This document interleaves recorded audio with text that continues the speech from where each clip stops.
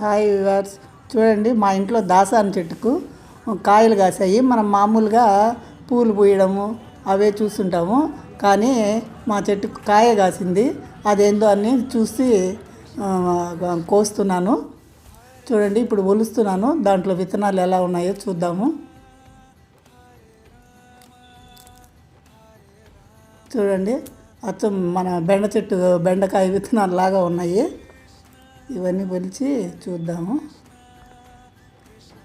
ఇవి ఎండబెట్టి నాటితే విత్తనాలు మొలకలు వస్తాయో ఏమో నాకు తెలియదు. మనం మామూలుగా ఎప్పుడైనా కూడా కొమ్మలు వర్షాకాలంలో కొమ్మలు నాటుకోవడం కానీ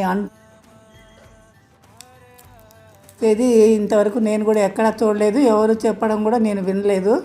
కానీ ఈ విత్తనాలు వచ్చినాయి. వీటిని ఎండబెట్టి నాటితే మొలకలు వస్తాయో ఏమో చూద్దాము. ఆ చెట్టుకు కాసిన పువ్వు మొగ్గ ఇవి